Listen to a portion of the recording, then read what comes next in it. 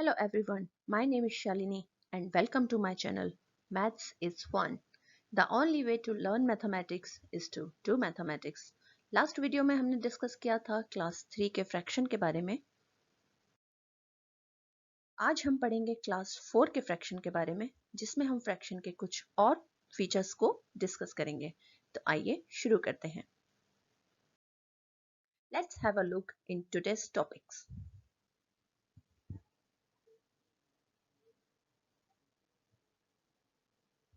Let's start.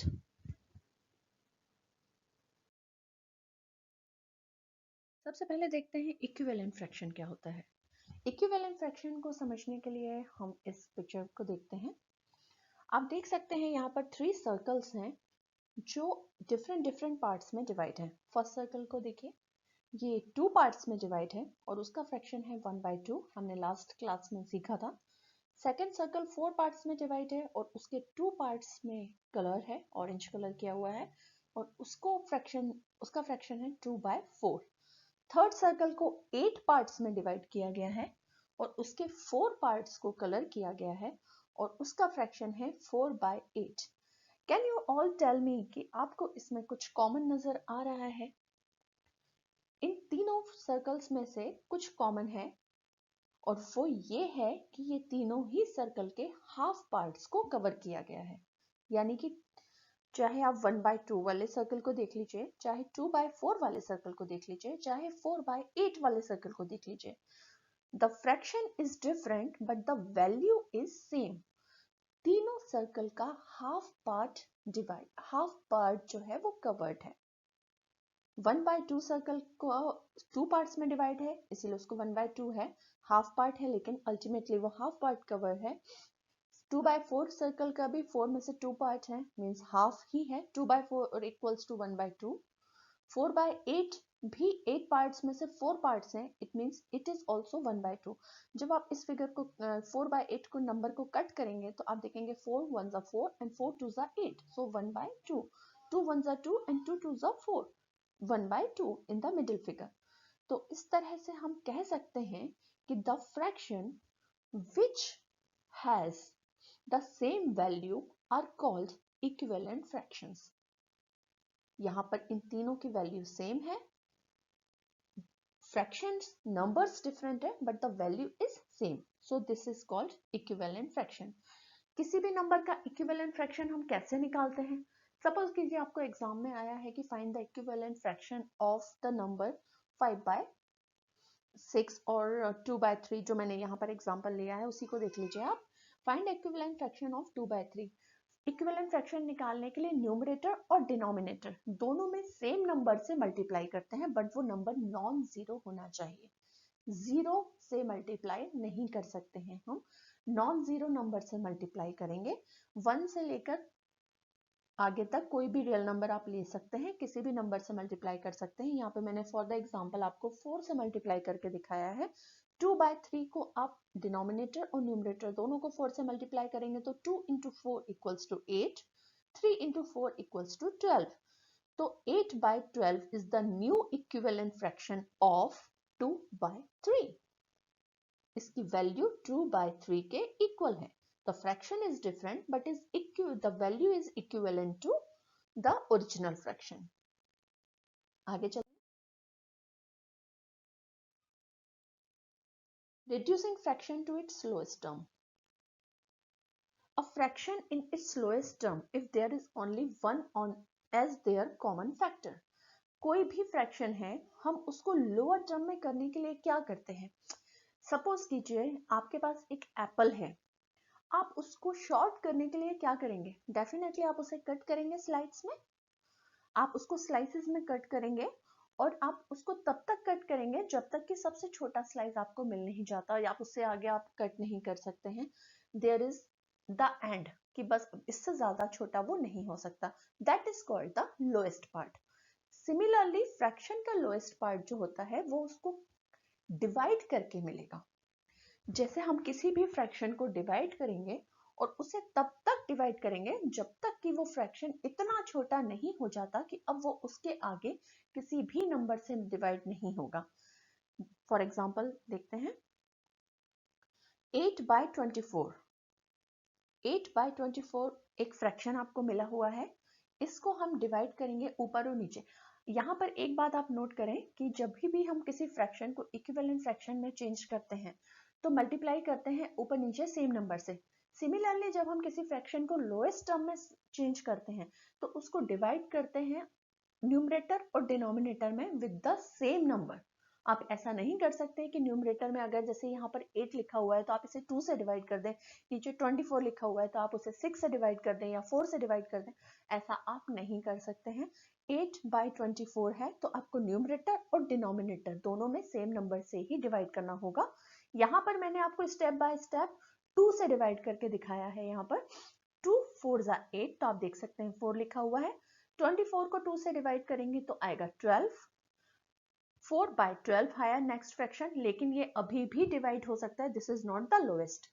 अभी फिर से 2 से डिवाइड करेंगे सो दिस इज 2 और 12 को डिवाइड करेंगे तो आएगा 6। सो 2/6 again it is divided by 2 तो ये आएगा 2 1 2 1 और 6 को डिवाइड करेंगे 2 से तो वो आएगा 3। So it is 1/3।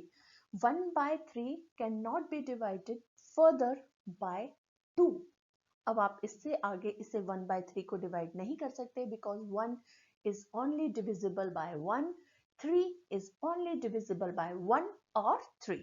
तो इन दोनों में कोई भी कॉमन फैक्टर नहीं है। तो वही हमने डेफिनेशन में लिखा है कि फ्रैक्शन का लोएस्ट टर्म हमको तभी मिलता है जब उसका कॉमन फैक्टर केवल 1 बचता है।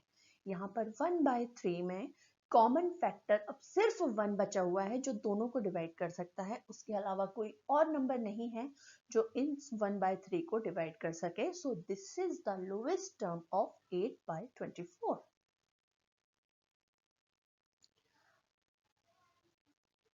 ग्रेटेस्ट कॉमन फैक्टर निकालना मैं आपको आगे की दूसरे वीडियोस में सिखाऊंगी।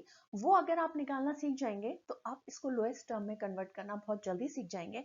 बट क्योंकि ये क्लास 4 का सिलेबस है और इसमें अभी ग्रेटेस्ट कॉमन फैक्टर नहीं है, वो आगे की क्लास में है, तो मैं आपको उसको आगे की वीडियो में बताऊंगी। फिलहाल आप इसे 8/24 को जैसे मैंने किया है स्टेप बाय स्टेप वैसे ही कीजिए। नेक्स्ट है like and unlike fraction. Simple है, बहुत बहुत ही ज्यादा आसान है।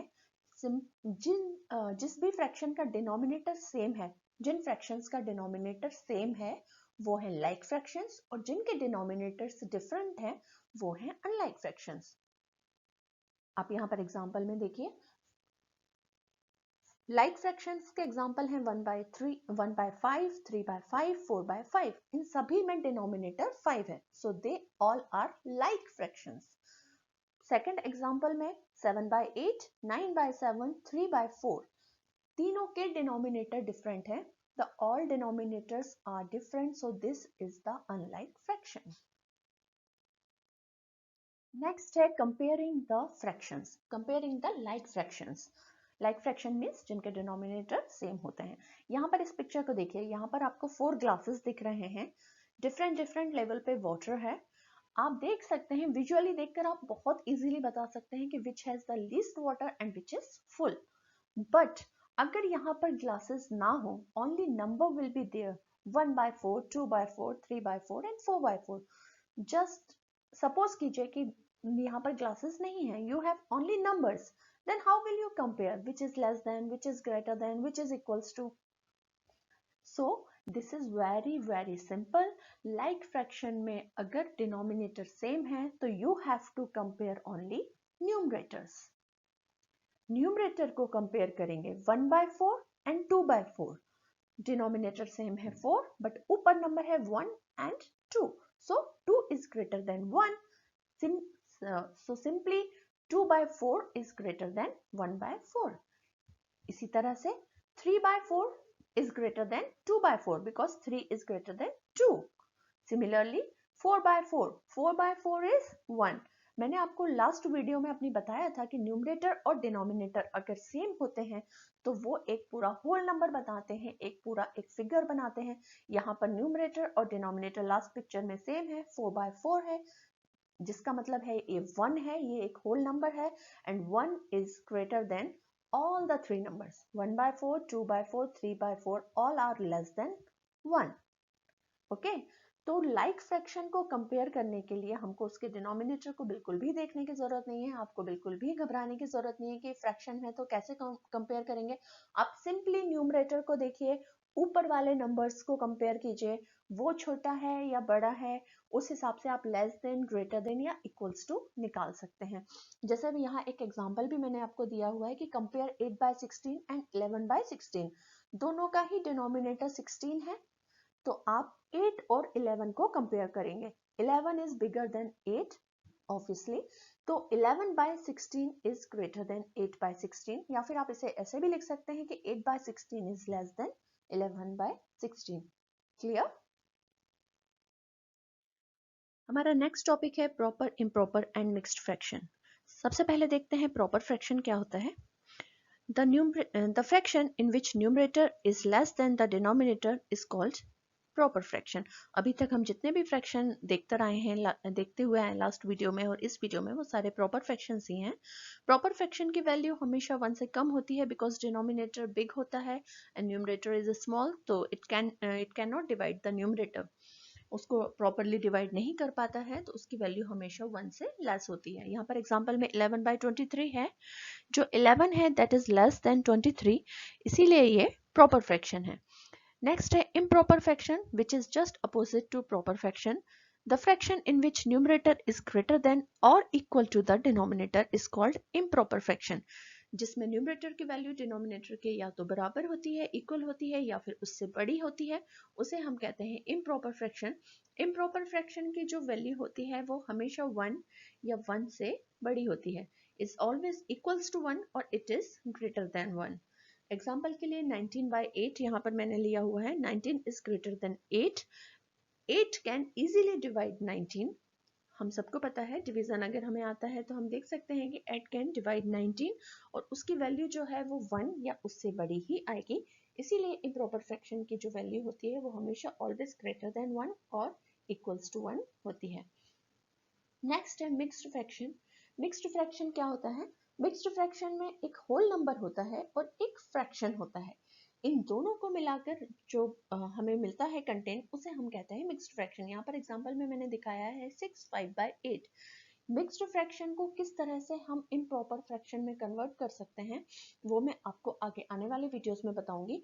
इम्प्रॉपर फ्रैक्शन को कैसे मिक्स्ड फ्रैक्शन में कन्वर्ट करते हैं वो भी आपको नेक्स्ट वीडियो में देखने को मिलेगा, तो बने रहिएगा मेरे साथ।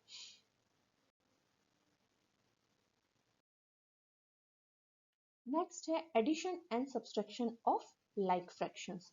लाइक फ्रैक्शन में एडिशन एंड सब्सट्रैक्शन दोनों ही बहुत इजी होता है। जैसे कि लाइक फ्रैक्शन में हम कंपैरिजन कर सकते हैं लेस देन, ग्रेटर देन और इक्वल टू, जो कि मैंने अभी लास्ट स्लाइड में आपको बताया था कि सिर्फ न्यूमरेटर को कंपेयर करते हैं बिकॉज डिनोमिनेटर लाइक फ्रैक्शन में सेम होता है। इसी तरह से एडिशन और सब्सट्रैक्शन करते समय सिर्फ न्यूमरेटर को ऐड करते हैं या सब्ट्रैक्ट करते हैं, डिनोमिनेटर को नहीं करते हैं। तो ये बहुत इजी होता है, नॉर्मल एडिशन और सब्ट्रैक्शन की तरह ही होता है। एग्जाम्पल के लिए आप यहाँ पर देखिए, मैंने दोनों ही एग्जाम्पल दिए हुए हैं, एडिशन का भी है, सब्ट्रैक्शन का भी है। 3/17 plus 2/17 plus 4/17. The 17 is common denominator between all three, तो हम उसे एज अ कॉमन डिनोमिनेटर लिख लेते हैं 17, और सिर्फ न्यूमरेटर को ऐड करेंगे 3 plus 2 plus 4 which is 9, so 9/17. Similarly, subtraction में 11/23 minus 9/23, 23 is the common denominator लिख लिया है हमने यहाँ पर। 11 minus 9 सिर्फ न्यूमरेटर को ही माइनस करेंगे, न्यूमरेटर को ही सब्ट्रैक्ट करेंगे, तो 11 minus 9 equals to 2, so answer is 2/23। हम भले ही ऐड और सब्ट्रैक्ट न्यूमरेटर को करते हैं बट आंसर लिखते समय उसको एज अ फ्रैक्शन फॉर्म में ही लिखेंगे, डिनोमिनेटर को लिखना नहीं भूलना है। जैसे ही हमने न्यूमरेटर को ऐड किया है उसके साथ डिनोमिनेटर डेफिनेटली आएगा, जो डिनोमिनेटर है कॉमन लाइक फ्रैक्शन में वही आंसर में भी आएगा।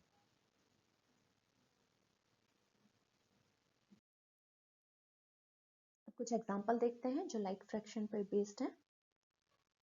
फर्स्ट एग्जांपल है, Jack needs to walk 7/10 kilometers to school. He has already walked 3/10 kilometers. How much farther does Jack need to walk?